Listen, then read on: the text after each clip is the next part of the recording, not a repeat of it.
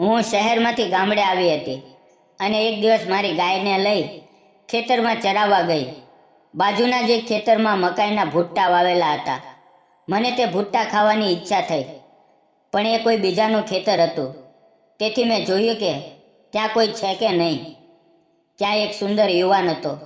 હું તેની પાસે ગઈ અને તેને પૂછ્યું, મારે મકાઈના ભૂટ્ટા ખાવા છે, શું હું થોડા ભૂટ્ટા લઈ શકું? તે સમયે ખેતરમાં ફક્ત અમે બંને જ હતા. તે મારી તરફ જોતો જ રહ્યો. નમસ્કાર મિત્રો, મારું નામ સાનિકા છે. હું 27 વર્ષની છું. હું અભ્યાસ માટે શહેરમાં રહેતી હતી. હવે મારો અભ્યાસ પૂરો થઈ ગયો હતો, એટલે હું ગામડે મારા ઘરે આવી હતી. ગામમાં મારા માતા પિતા અને મારો નાનો ભાઈ, એટલો અમારો પરિવાર હતો. અમારા ઘરની આર્થિક સ્થિતિ ઠીકઠાક હતી. હું 2 વર્ષ પછી ગામડે આવી હતી. હું અભ્યાસમાં મુક્ત થઈ ગઈ હતી અને હવે નોકરી શોધી રહી હતી. ગામની થોડી હવા પાણી લેવા માટે હું ગામડે આવી હતી. મને ગામનું વાતાવરણ બહુ પસંદ હતું. અમારા ઘરમાં એક ગાય હતી. તે દિવસો વરસાદના હતા. હું ક્યારેક મા બાપ સાથે ખેતરમાં જતી હતી. એક દિવસ મેં માને કહ્યું, મને ઘરમાં સારું નથી લાગતું, તેથી હું ગાયને ખેતરમાં ચરાવવા લઈ જઈશ. મા બોલી, જાજે. અમારા ઘરેથી ખેતર અંદાજે 1 કિલોમીટર દૂર હતું. અમારું ખેતર હતું. બાંધના કિનારે ઘણું ઘાસ ઉગેલું હતું. એ ઘાસ ખવડાવવા માટે હું ગાયને ખેતરમાં લઈને ગઈ. ગાય બાંધ પર ઘાસ ખાઈ રહી હતી.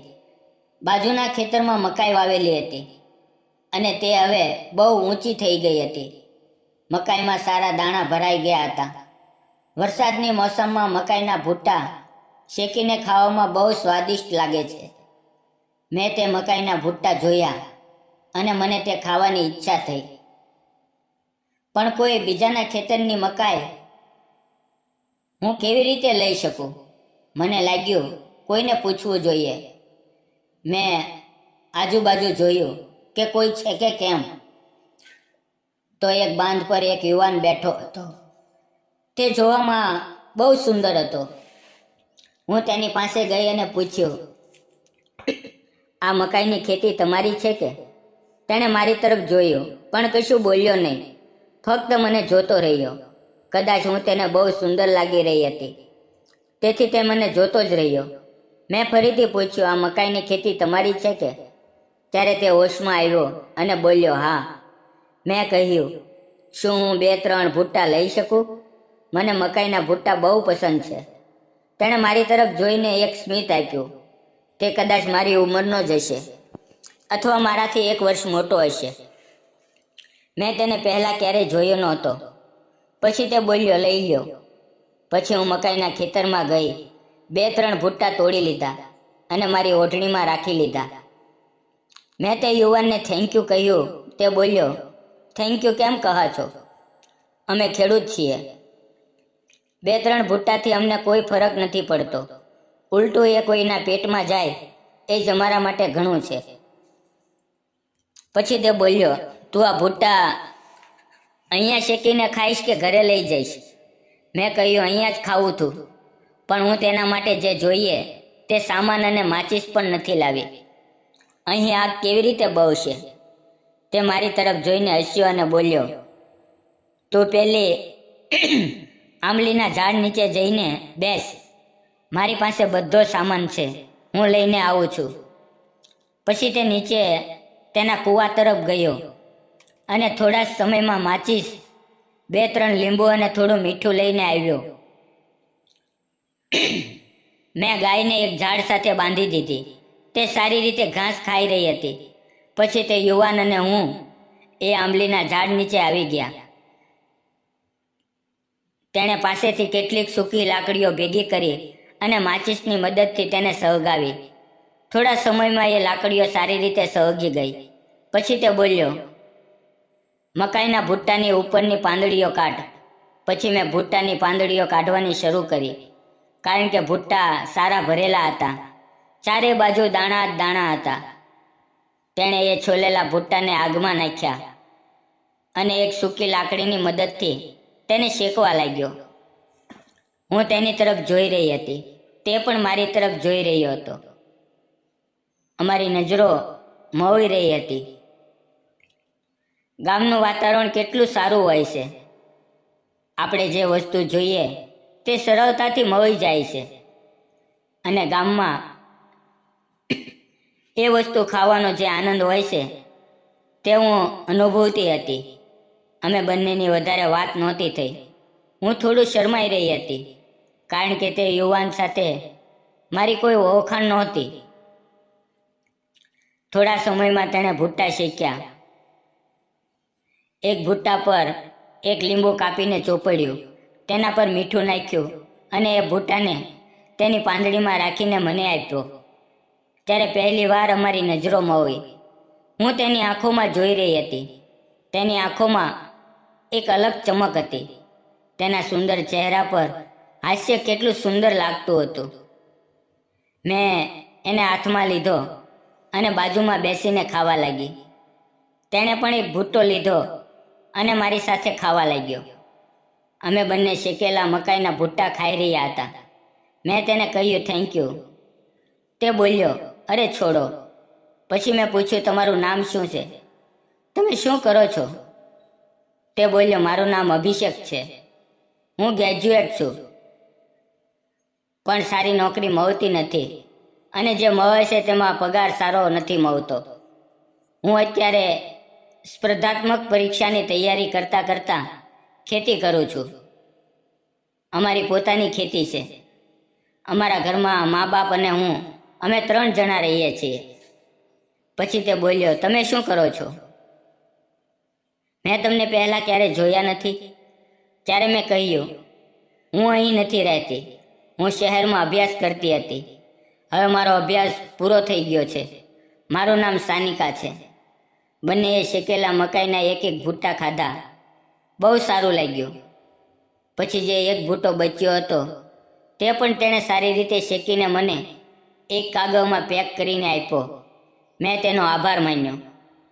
તેણે મારી તરફ એક સ્મિત આપ્યું. હું ફરી ગાયને ઘાસ ખવડાવવા લાગી. સાંજે એ બચેલો ભૂટ્ટો લઈને ઘરે ગઈ અને તે ભૂટ્ટો મારા ભાઈને આપ્યો. મારા નાના ભાઈને પણ એ ભૂટ્ટો ખાવામાં બહુ સરસ લાગ્યો. રાત્રે સૂતી વખતે મારી આંખો સામે એ જ સુંદર દેખાતો યુવાન આવતો હતો. તે જોવામાં બહુ હેન્ડસમ હતો. તેની વાતો પણ બહુ સારી લાગતી હતી. હવે હું રોજ ખેતરમાં ગાયને ચરાવવા લઈ જવા લાગી. વચ્ચે વચ્ચે અમારી મુલાકાત થવા લાગી. અમે બંને એકબીજાને જોવા લાગ્યા. હું રોજ ખેતરમાં જતી. છેલ્લા 4-5 દિવસ થઈ ગયા. હું જોઈ રહી હતી કે તે યુવાન ક્યાંય દેખાય છે કે કેમ. મને ફરી મકાઈના ભૂટ્ટા ખાવા હતા. એક દિવસ હું બાંધ પર ગાયને ઘાસ ખવડાવી રહી હતી અને હું ગીત ગાઈ રહી હતી. મારી પાછળ થોડી દૂર તે યુવાન ઊભો હતો. અચાનક મારું ધ્યાન પાછળ ગયું. જોયું તો તે યુવાન ઊભો હતો. હું શરમાઈ ગઈ. મને શરમાતા જોઈને તે યુવાન બોલ્યો, તમે બહુ સારું ગીત ગાઈ રહ્યા હતા. પૂરું કરો ને. પણ મેં કશું કહ્યું નહીં. તે યુવાન બોલ્યો, શું આજે મકાઈના ભૂટ્ટા નથી ખાવા? મેં તેની તરફ જોઈને સ્મિત કર્યું અને બસ માથાથી હા કરી. પછી તે બોલ્યો, ચાલો આપણે એ જ જગ્યા પર જઈએ. પછી હું એ આંબલીના ઝાડ નીચે જઈને બેસી ગઈ. તે યુવાન થોડા મકાઈના ભૂટ્ટા તોડીને લઈ આવ્યો. મેં તેને કહ્યું, હવે તમે કશું કરશો નહીં, બધું હું કરીશ. તે એક પથ્થર પર બેસી ગયો અને મારી તરફ જોવા લાગ્યો. મેં ઝડપથી કેટલીક સૂકી લાકડીઓ ભેગી કરી, તેને સળગાવી, મકાઈના ભૂટ્ટા છોલ્યા અને તેને એ ગરમ આગમાં શેકવા લાગી. તે યુવાન મારી તરફ જોઈ રહ્યો હતો. હું પણ તેની તરફ જોઈ રહી હતી. અમારી વચ્ચે એક અલગ જ આકર્ષણ જન્મી ગયું હતું. અમે ભૂટ્ટા પર એક લીંબુ કાપીને ચોપડ્યું, તેની પર થોડું મીઠું નાખ્યું અને અમે બંને આનંદથી ખાવા લાગી ગયા. હવે તેની સાથે મારે સારી ઓળખાણ થઈ ગઈ હતી. મને તેના વગર સારું લાગતું નહોતું અને તેને પણ મારા વગર સારું લાગતું નહોતું. એક મકાઈનો ભૂટ્ટો મેં એ આગમાં શેકવા માટે મૂકેલો હતો.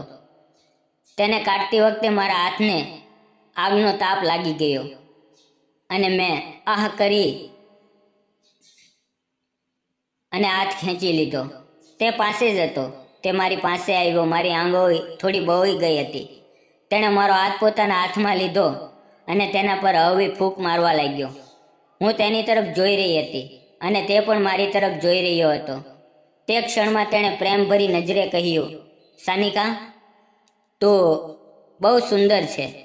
મને તું બહુ ગમે છે. મેં કશું કહ્યું નહીં, ફક્ત તેની આંખોમાં જોતી રહી. એ દિવસથી અમે બંનેને એકબીજાની સાથે સમય વિતાવવો ગમવા લાગ્યો. અમને બંનેને બહુ ખુશી મળતી હતી. એમ જ થોડા દિવસ અમે બંને એકબીજાને મળતા રહ્યા. તેણે મને કહ્યું કે તે કેટલીક સ્પર્ધાત્મક પરીક્ષાઓ પણ આપે છે. એમ જ અમારી 2 મહિનાની મુલાકાત પછી એક દિવસ અમે ખેતરમાં મળ્યા. ત્યારે તે બહુ ખુશ હતો. તેના હાથમાં મીઠાઈનો ડબ્બો હતો. મેં કહ્યું, આજે બહુ ખુશ લાગા છો. શું થયું? તે બોલ્યો, મને સરકારી નોકરી મળી ગઈ છે. હું પણ બહુ ખુશ થઈ. તેણે મીઠાઈના ડબ્બામાંથી એક પેંડો મને ખવડાવ્યો. કોઈએ અમારા ઘરે કહી દીધું. મારા મા બાપે મને બહુ ઠપકો આપ્યો. મને 1 અઠવાડિયા સુધી ખેતર જવા ન દીધી. તે યુવાન આવતો મારી ખેતરમાં રાહ જોતો હતો. તેને પણ કોઈએ કહી દીધું કે તમે અને સાનિકા ખેતરમાં મળતા હતા એવું કોઈએ જોયું છે અને સાનિકાના ઘરે કહી દીધું છે. તેથી તેને પણ બહુ ખરાબ લાગ્યું. પછી તેણે પોતાના માતા પિતાને વાત કરી અને કહ્યું, મને સાનિકા સાથે લગ્ન કરવા છે. મને તે પણ બહુ પ્રેમ કરે છે. પછી એક દિવસ અભિષેક પોતાના માતા પિતા સાથે અમારા ઘરે આવ્યો. અભિષેકના માતા પિતા અને મારા માતા પિતા પહેલેથી જ ઓળખતા હતા. અભિષેકના માતા પિતાએ કહ્યું, અમારો અભિષેક હવે સરકારી નોકરીમાં છે અને તેને તમારી દીકરી પર પ્રેમ છે. અમને તમારી દીકરી પસંદ છે. જો તમને પણ અમારો અભિષેક પસંદ હોય તો લગ્ન કરવા કોઈ વાંધો નથી. પછી મારા મા બાપે થોડું વિચાર્યું. અભિષેકને સરકારી નોકરી મળી હતી. તે જોવામાં પણ બહુ સુંદર હતો અને અમારી ઓળખાણનો હતો. તે સ્વભાવથી પણ સારો હતો. તેથી મા બાપે પણ લગ્ન માટે હા કહી. થોડા જ દિવસોમાં મારા અને અભિષેકના લગ્ન થઈ ગયા. અમે બંને સુખી જીવન જીવવા લાગ્યા. આજે પણ અમે વરસાદના દિવસોમાં મકાઈના ભૂટ્ટા ખાવા ખેતરમાં જઈએ છીએ અને અમારા એ દિવસો આજે પણ યાદ આવે છે. એકબીજાનો લાગણીસભર પ્રેમ, ખેતરમાં શેકેલા ભૂટ્ટા, ઇમલીથી ભરેલી ડાળીઓ અને એકબીજાનો મળેલો સાથ, આ બધું યાદ કરીને બહુ સારું લાગે છે. મેં અને અભિષેકે એકબીજા પર વિશ્વાસ રાખીને પ્રેમને તક આપી અને એક જીવન ઊભું કર્યું. મિત્રો, પરિસ્થિતિ ક્યારેય સંપૂર્ણ નથી હોતી, પરંતુ જો દિલથી વિશ્વાસ હોય તો જિંદગી સુંદર બની જાય છે. તેથી પ્રેમ કરો, વિશ્વાસ રાખો અને સમાજ કરતાં વધારે પોતાના દિલની અવાજ સાંભળો. નિર્ણય તમારો હોય છે, જિંદગી તમારી હોય છે. મિત્રો, આ અમારી પ્રેમ કથા તમને કેવી લાગી? જો સારી લાગી હોય તો વિડીયોને લાઈક કરો, ચેનલને સબસ્ક્રાઈબ કરો અને વિડીયોને એક નાની એવી કોમેન્ટ કરવાનું ભૂલશો નહીં. વિડીયોમાં આવેલા નામ, પાત્ર અને ઘટના ફક્ત કાલ્પનિક છે. તેનો કોઈ પણ વ્યક્તિ, જાતિ કે ધર્મ સાથે સંબંધ નથી. આ વાર્તા ફક્ત અને ફક્ત મનોરંજન માટે બનાવવામાં આવેલી છે. જો તમે પણ પોતાની વાડીએ મકાઈના શેકેલા ભૂટ્ટા ખાધા હોય તો કોમેન્ટમાં જરૂર જણાવજો કે તમે કયા ગામમાં મકાઈના ભૂટ્ટા ખાધા છે અને કોની સાથે ખાધા છે. ધન્યવાદ મિત્રો.